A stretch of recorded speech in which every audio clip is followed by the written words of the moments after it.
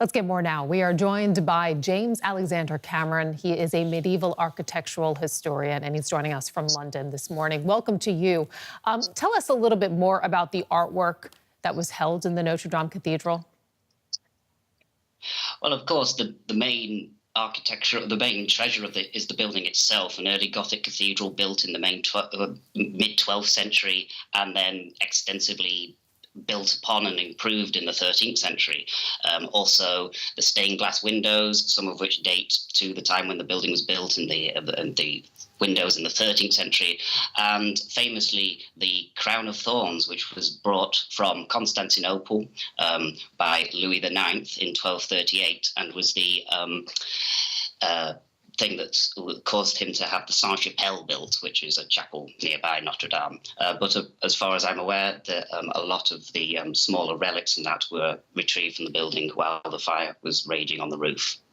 Okay, so some things did survive, but I mean, by and large, a lot of things were also destroyed.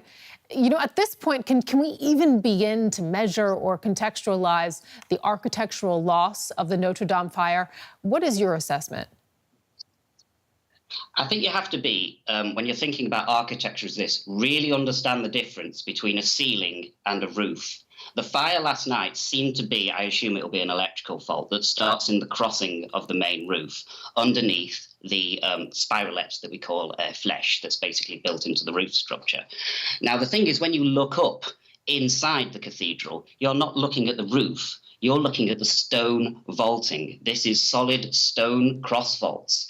And when the roof starts to burn and collapse, it doesn't fall down onto the cathedral floor and start sending up the whole thing as a tinderbox. It still sits on top of the roof structure, on top of the ceiling, and stays burning there. Now, some of the so if you look up and you see the big X's, in between that you do have what we call the vault cells. At least two of those did collapse. But that's quite normal. I did expect that, just two to collapse. But mostly the fire was contained in the roof space. And the major architectural loss, I think, is that flesh, which is the crowning achievement of the restorer, Eugene Viollet-le-Duc. But it is entirely 19th century, and I'm sure it can be rebuilt from his original plans.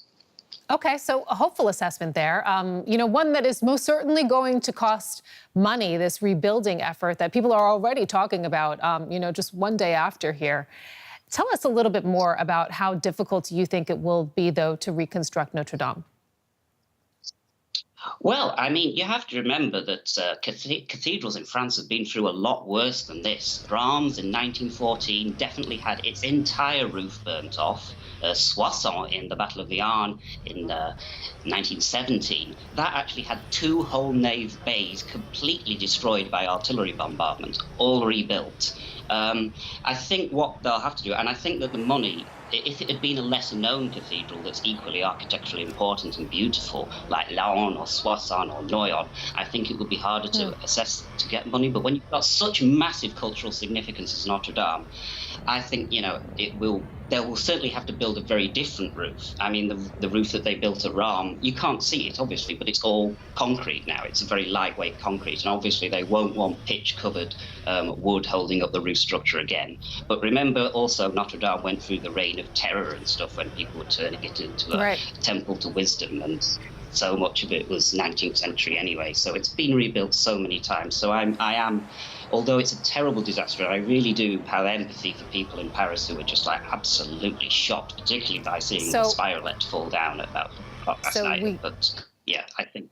So we have here a rich history and most certainly what is going to be a new chapter now for this structure. James Alexander Cameron joining us from London. Thank you. Thank you.